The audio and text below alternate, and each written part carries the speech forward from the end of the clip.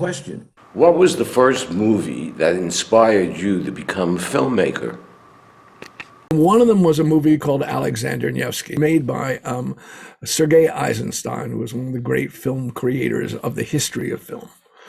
And I was totally mesmerized. I literally asked for the first time in my life, who made that?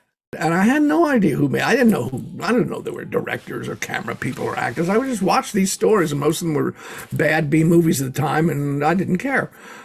But this was, somebody made this because it was so different and so dynamic and so visually stunning and so sort of just challenging on so many levels, oral and visually. And I thought, somebody made this. And this was Sergei Eisenstein. And there was a book in English called Film Form and Film Sense, was a translation of his encyclopedic work. I read it and I got turned on to filmmaking. Did you ever believe that other people are going to say, Jeremy, Kagan made this film, it's got to be good, it's got to be thoughtful, it's got to be something that's interesting and well done? No. This is what people are saying and thinking. How do you feel about that?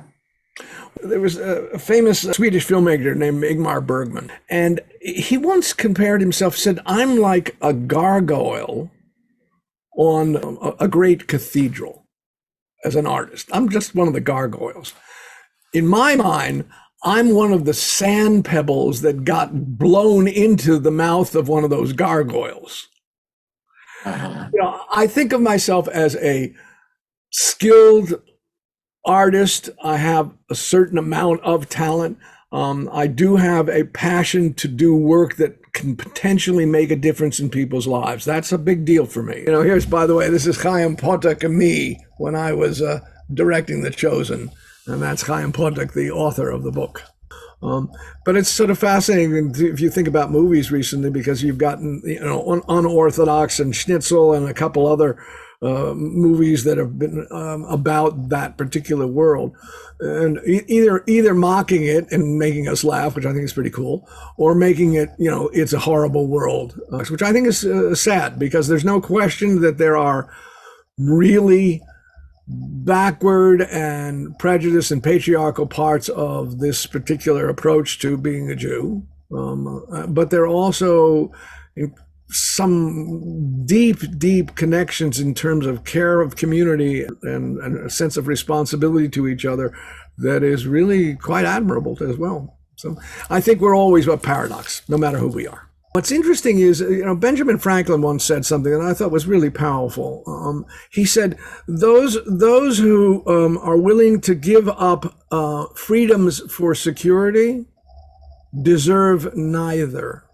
I saw one of your films that caught my eye, and it had to do with a near-death experience, where you talk about there is no such thing as heaven and hell.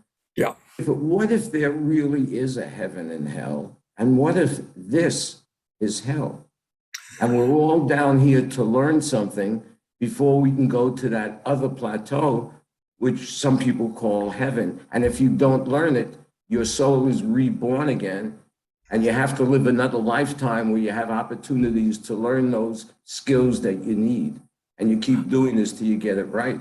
The near-death experience I had was not intentional. I didn't intend to have this experience.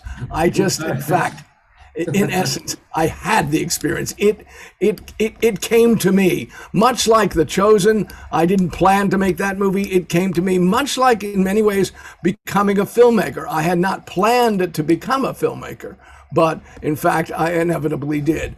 My point is this. There something I believe and something I know.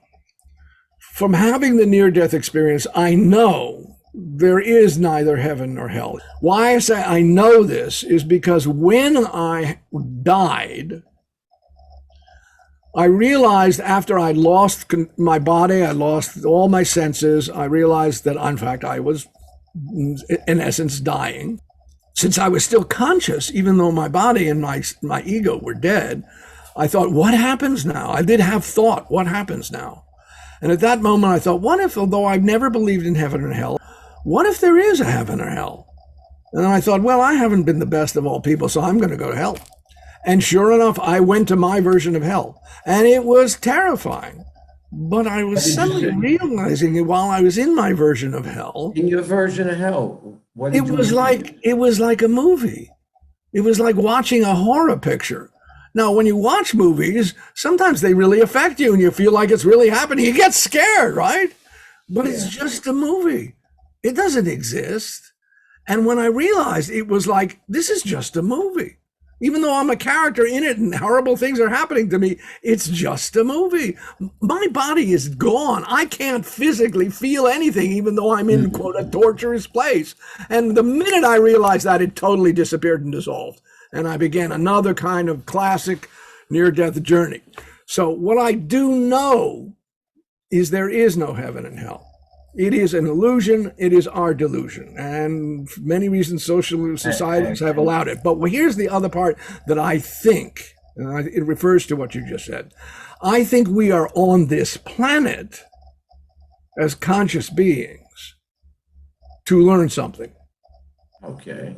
Now, I believe that. And many times I don't know what we're supposed to be learning.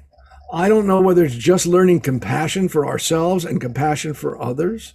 I don't know whether it's, learning that in fact we are part of one living thing. Why would we need to learn this, do you think? Because in one way, like this little soul over here, where is he over here? This one, we have not evolved.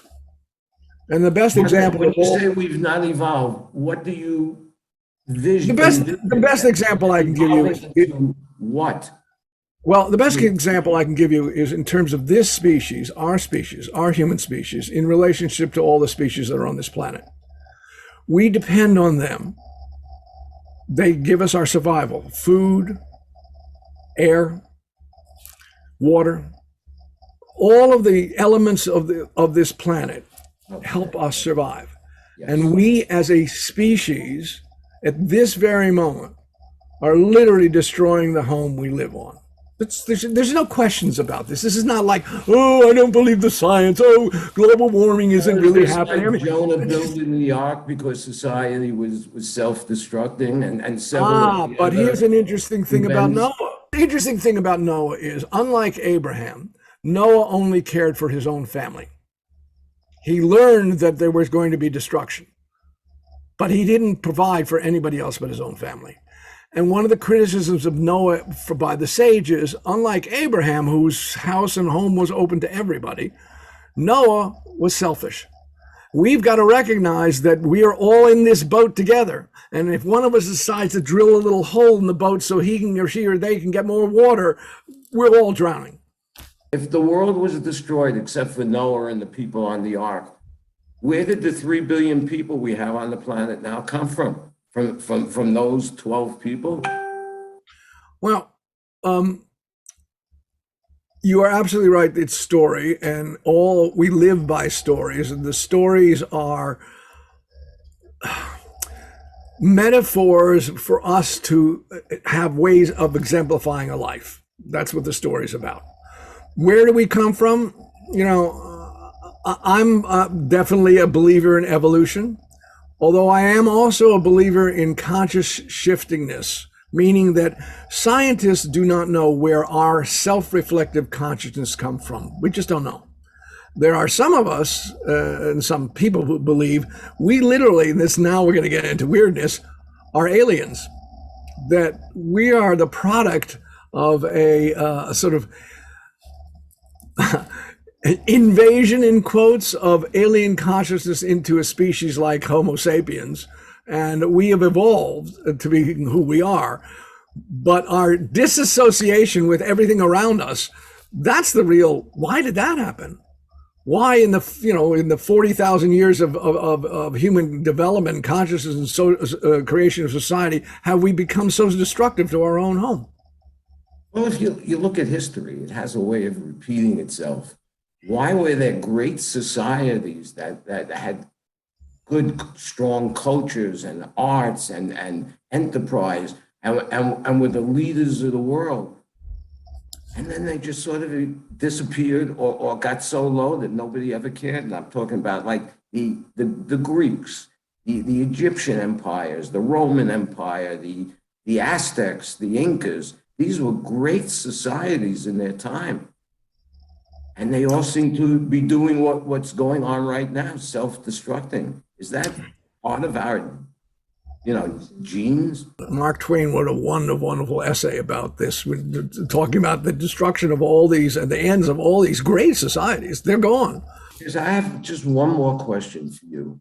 Sure. What's in the future for Jeremy Kagan? Who knows what's going to happen today? That's about the best answer I've ever gotten. I'm one of these people who is constantly has projects. That keeps me motivated. Most recently, I run something called the Change Making Media Lab at the School of Cinematic Arts at USC.